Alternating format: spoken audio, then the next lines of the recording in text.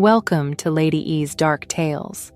Have you ever had the eerie feeling that you're being watched, only to shake it off as paranoia? What if it wasn't?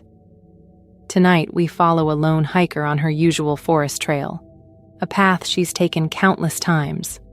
But this time, something is different. A silent forest, a forgotten backpack, and a stranger who knows far too much about her. Dim the lights, lock your doors, and listen closely to a chilling account that will make you question just how alone you really are. This is the Forest Trail Incident. Hey everyone, thanks for joining the stream tonight.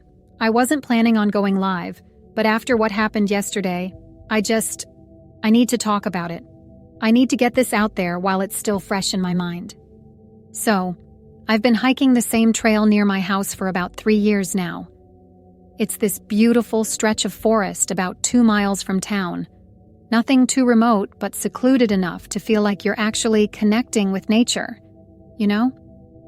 I usually go alone, probably not the smartest choice, but I've done it so many times that it felt routine. Yesterday was different, though.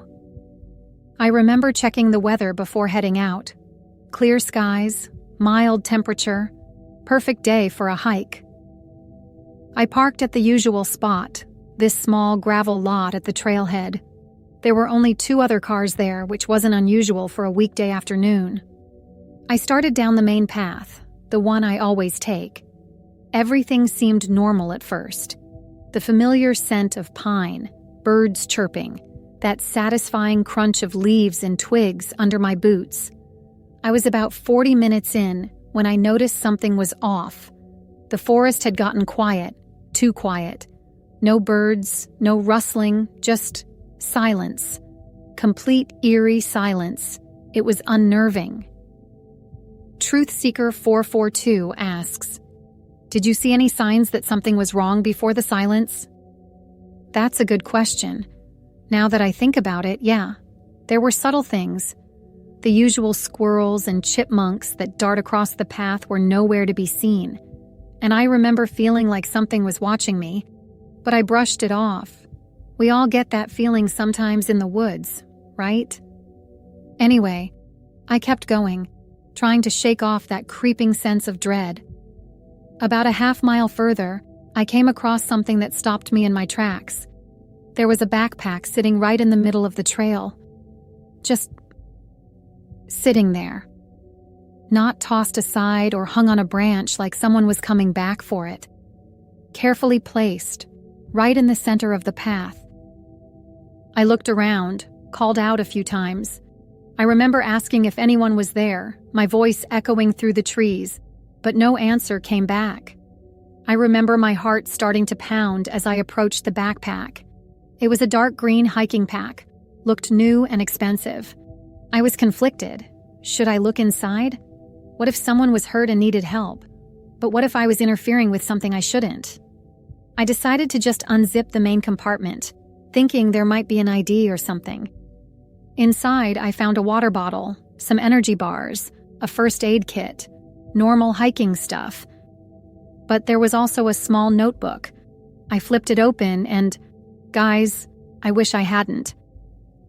The pages were filled with detailed notes about the trail, times, dates, weather conditions, but also observations about hikers, what they wore, whether they were alone, which cars they drove. And then I saw my name.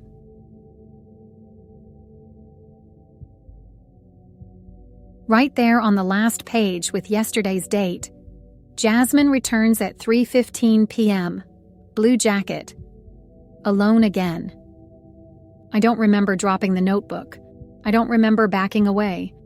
The next thing I knew, I was running back down the trail, my lungs burning, branches whipping past my face. I couldn't think straight. How did someone know my name? How long had they been watching me? I was so focused on getting back to my car that I almost ran straight into him. A man standing in the middle of the path, maybe 50 yards ahead of me. He was just standing there, completely still, watching me. I froze. We stared at each other for what felt like forever, but was probably only a few seconds.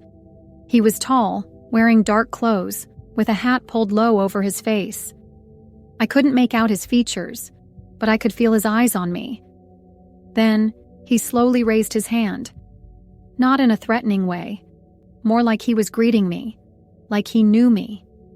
Cryptid Hunter in the chat asks, "Did you recognize him at all? Could it have been a park ranger?" No, definitely not a ranger. They wear uniforms around here. Khaki shirts, those wide-brimmed hats. This guy was in civilian clothes, dark jacket, jeans, and there was something about the way he stood, so perfectly still, that felt practiced, like he was used to standing and watching without being noticed. I remember thinking I had two options: turn around and run deeper into the woods, or somehow get past this guy to reach my car. There was no way I was going deeper into the forest, so I decided to do something that probably sounds crazy. I took out my phone, held it up like I was recording, and told him I could see him and was calling the police who were on their way. It was a bluff. I had no signal out there. But he didn't know that. The man tilted his head slightly, like he was considering something. Then he stepped off the trail and into the trees. I didn't wait to see what he did next. I ran. I ran faster than I've ever run in my life. The whole time, I kept looking over my shoulder, expecting to see him right behind me. But the trail remained empty. When I finally reached the parking lot, the two cars that had been there were gone. Just mine remained. I jumped in, locked the doors, and drove straight to the police station. The officer who took my report was polite, but I could tell he wasn't taking it too seriously. He told me they'd send someone to check out the trail, but his tone suggested this wasn't a priority. He suggested it was probably just another hiker who recognized me from previous trips, and that the notebook could belong to a researcher or a student. I didn't tell him about seeing my name. I don't know why. Maybe because I was afraid he'd think I was overreacting, and it could have been about another woman named Jasmine. But deep down, I think I didn't tell him because saying it out loud made it too real. I was on a list of people being stalked. I didn't sleep at all last night. I kept checking the locks, peering through the blinds, jumping at every little sound. Today, I called some friends to stay with me, and I'm not going back to that trail. Ever. What's really freaking me out is that I've hiked there so many times, always feeling safe, always alone. How long was he watching me? And how did he know my name? Were there signs I missed? I keep thinking about all those times I felt like I was being watched, but told myself it was nothing. All those strange sounds I attributed to wildlife. What if it was never wildlife at all? The police called this morning. They went to the area where I said the backpack would be, but it was gone. They're treating it as a non-incident. No crime committed, no one hurt.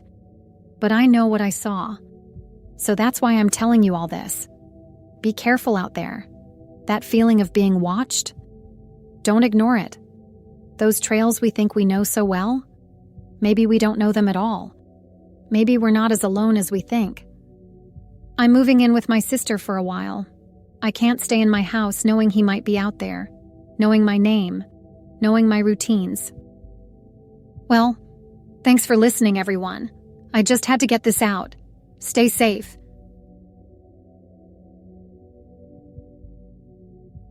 And so, my beloved audience, we have reached the end of this unsettling tale. A familiar trail turned into a nightmare, a stranger lurking in the shadows, and a notebook filled with names. Was this an innocent coincidence, or something far more sinister? Have you ever felt eyes on you when no one was supposed to be there? Share your thoughts in the comments below, and if this story sent a chill down your spine, don't forget to like and subscribe for more terrifying encounters. Until next time, sweet screams, my darlings. And remember, trust your instincts, because sometimes the watchers are real.